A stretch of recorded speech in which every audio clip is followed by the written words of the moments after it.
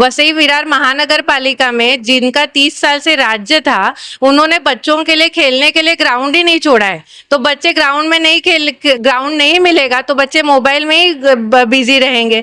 तो पहले तो हमारी ये प्राथमिकता रहेगी कि बच्चों को वसई विरार के ग्राउंड उपलब्ध किया। महानगरपालिकेचा कोणताही कार्यक्रम हा फक्त आणि फक्त महानगरपालिकेचाच असला पाहिजे, असं एक लोकप्रतिनिधी म्हणून मला तुम्हाला सूचना करावीशी वाटते। आणि हा कार्यक्रम हा अराजकीय असावा। कोणत्याही राजकीय पक्षाचा रंग आपल्या महानगरपालिकेला चढू नये आणि त्यामध्येच वसईतल्या सर्व लोकांचं कल्याण आहे असं मला वाटतं। वसईच्या महानगरपालिकेच्या वतीने आणि वसईच्या लोकप्रतिनिधी असण्याच्या नात्याने आजच्या या कलाक्रीडा महोत्सवाचं उद्घाटन झालेलं आहे असं घोषित करते। दोस्तों नमस्कार। दोस्तों इस समय हम मौजूद है YMCA ग्राउंड में, जहां हर साल की तरह वसई विरार शहर महानगर पालिका आयोजित कला क्रीड़ा महोत्सव, शालेय कला क्रीड़ा महोत्सव आयोजित होता है। वो इस साल का नवगर मानिकपुर विभाग, जिसमें प्रभाग समिति वालियू GH नवगर मानिकपुर और I वसई गांव, इन तीन प्रभाग समिति के 16 से 17 हजार के लगभग बच्चे भाग लेते हैं। ये कला क्रीड़ा का उद्घाटन आज वसई की नवनिर्वाचित विधायक श्रीमती स्नेहा दुबे पंडित के हाथों संपन्न हुआ। साथ ही साथ मंच पर यहाँ पूर्व महापौर नारायण मानकर, पूर्व उप महापौर प्रकाश रोड्रिग्स और दूसरे गणमान्य लोग मौजूद थे। आप देख सकते हैं हमारे पीछे इस समय जो कबड्डी और दूसरे अलग अलग क्रीड़ा महोत्सव है वो क्रीड़ा शुरू हो चुके हैं। उस तरफ अंदर कला का प्रदर्शन था, वहाँ भी हमने तस्वीरें ली, आप विजुअल में देख सकते हैं। हर साल की तरह इस साल भी ये कला क्रीड़ा महोत्सव शुरू हो चुका है। फिर अगले 3 दिनों तक यह कला क्रीड़ा महोत्सव रहने वाला है, 4, 5 और 6 को। साथ ही साथ यहाँ स्नेहा दुबे पंडित ने एक काफ़ी छोटा लेकिन बहुत अच्छा भाषण किया और मीडिया को भी संबोधित किया। और स्नेहा ताई दुबे ने क्या कुछ कहा वो आप आगे वीडियो में देखेंगे, मीडिया को क्या कहा वो देखेंगे, और साथ ही साथ उन्होंने स्पीच में क्या कुछ कहा वो भी सुनेंगे।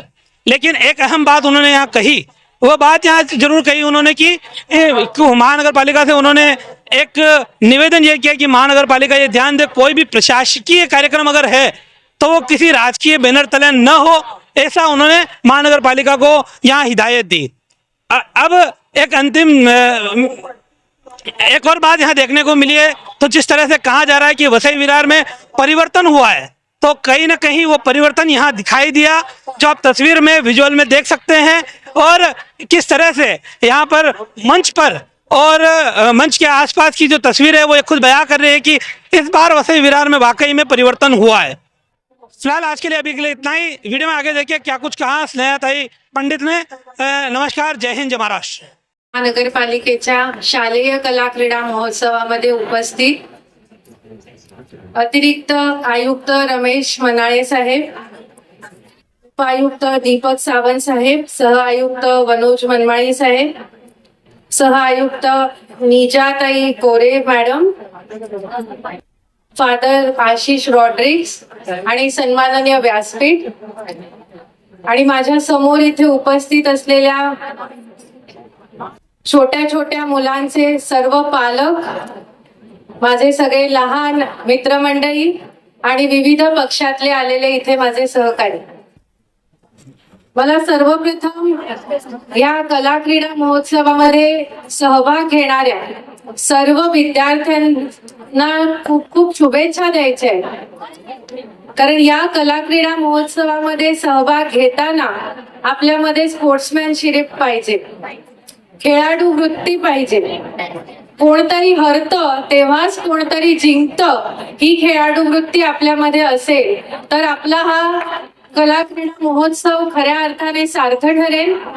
तुम्हा सगळ्यांना माझ्या खूप खूप शुभेच्छा आणि खूप खेळा, खूप मोठं व्हा आणि वसईचं नाव खूप खूप मोठं करा।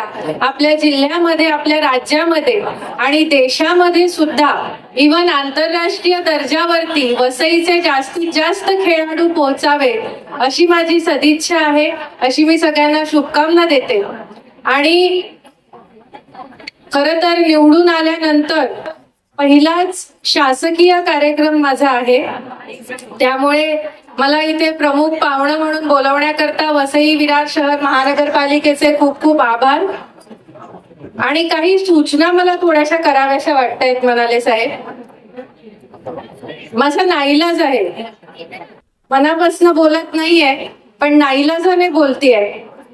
आपण वसई विरार शहर महानगरपालिकेचं बजेट हे हजारो कोटींचं आहे आणि या हजारो कोटींचं बजेट असलेल्या महानगरपालिकेचा कोणताही कार्यक्रम हा फक्त आणि फक्त महानगरपालिकेचाच असला पाहिजे असं एक लोकप्रतिनिधी म्हणून मला तुम्हाला सूचना करावीशी वाटते. आणि हा कार्यक्रम हा अराजकीय असावा. कोणत्याही राजकीय पक्षाचा रंग आपल्या महानगरपालिकेला चढू नये आणि त्यामध्येच वसईतल्या सर्व लोकांचं कल्याण आहे असं मला वाटतं. आमच्याकडूनही तो प्रयत्न होईल आणि तुम्ही सुद्धा तो प्रयत्न करावा. आणि आपल्या वसईमध्ये जो बदल झालेला आहे त्या बदलाचं वातावरण हे खूप चांगलं आहे, सकारात्मक आहे. तसंच सकारात्मक वातावरण आपल्या सगळ्यांमार्फत इथे व्हावं. खूप वसईमध्ये सकारात्मकता यावी. आपण सगळ्यांनी एकमेकांचा सन्मान करावा आणि वसईमधल्या सर्व नागरिकांसाठी जे जे काही करता येईल ते सर्व मिळून आपण करावं. विशेषतः इथे उपस्थित असलेल्या सगळ्या मुलांचं भविष्य हे इथे बसलेल्या सर्वांच्या हातामध्ये आहे. त्यामुळे तशी जाणीव ठेवून आपण प्रत्येकाने वागलं पाहिजे. आपल्या सगळ्यांकडनं तसं वर्तन होईल अशी मी लोकप्रतिनिधी म्हणून एक आशा बाळगते. आणि वसईतल्या या नव्या पर्वामध्ये सगळ्या नागरिकांना शुभेच्छा देते आणि वसईतल्या सर्व विद्यार्थी खेळाडूंना पुन्हा एकदा शुभेच्छा देते आणि इथेच थांबते. जय हिंद, जय महाराष्ट्र. मैडम क्या कहेंगे, आज शालेय कला क्रीड़ा का उद्घाटन हुआ है, आप यहाँ शामिल हुए, क्या कैसा अनुभव? आज वसई विरार महानगरपालिका का आयोजित किया हुआ शालेय कला क्रीड़ा महोत्सव का आज उद्घाटन हुआ है. बहुत अच्छा लग रहा है यहाँ पे आके. यहाँ के सारे वसई के एच प्रभाग और आई प्रभाग के सारे स्कूल के बच्चे जो आज इसमें शामिल हो रहे हैं उनको सबको मैं शुभेच्छा देना चाहती हूँ. सब लोग आगे बढ़े, खेले कूदे, वसई का नाम रोशन करे, इतनी मेरी सदिच्छा है. यहाँ जहाँ हम खड़े हैं यहाँ पर एक से एक कलाकृति बनाई गई है. ये एक अलग ही टैलेंट है वसई के पास. इसको और आगे ले जाने के लिए आपको एक विधायक के तौर पर इसको किस तरह से प्रमोट कर पाएंगे, आगे जहाँ खासकर नायगांव के जो लोग हैं जो रंगोली बनाते हैं उनको किस तरह से हम राष्ट्रीय लेवल पे ले जा सकते हैं, उसके लिए कुछ योजना आपने सोचा है या इसके बारे में कुछ करने वाले हैं? अभी आप देखोगे यहाँ पे अंडर 12, अंडर 10 छोटे छोटे बच्चों ने बहुत सुंदर सुंदर रंगोली बनाई है. मैं हमेशा से कहती आई हूँ कि वसई में टैलेंट की कमी नहीं है. वसई में बहुत टैलेंट है, उसको आगे लेके जाने की जरूरत है. और अभी महाराष्ट्र सरकार में महायुति की सरकार है, मोदी जी की सरकार देश में है. खेलो इंडिया ये मोदी जी की सरकार की ही पहल है. तो खेलो इंडिया के मार्फत रंगोली हो, कला हो, क्रीड़ा हो, सारे क्षेत्र में हम विकास की कोशिश करेंगे. और यहाँ के लोगों का जो टैलेंट है वो राष्ट्रीय स्तर पे, अंतर्राष्ट्रीय स्तर पे कैसा आगे जाए उसके लिए कोशिश करेंगे. आपने एक बहुत अच्छा स्पीच दिया अभी, तो काफी कुछ बातें कही उस बीच में, लेकिन एक विशेष तौर पर आपने एक सूचना महानगर पालिका को दी कि कोई भी कार्यक्रम हो तो राजकीय नहीं हो. आपको ऐसा क्यों लगता है कि यहाँ कार्यक्रम राजकीय दृष्टि से होते हैं और उनमें क्या बदलाव किया जाना चाहिए? देखिए, ये कार्यक्रम मैंने कहा वसई विरार महानगर पालिका का है. पिछले 4 साल से यहाँ पे प्रशासक है, किसी की भी सत्ता नहीं है. ठीक है, और किसी की भविष्य में भी किसी की भी सत्ता है, कोई भी पार्टी की सत्ता है. जब एक प्रशासन कार्यक्रम लेता है तो वो प्रशासकीय ही होना चाहिए, उसे किसी भी राजकीय रंग आना नहीं चाहिए. उसके कोई भी पक्ष के या कोई भी राजनीति के जो पार्टीज है उसके कोई भी उसमें इंटरफेरेंस नहीं होना चाहिए.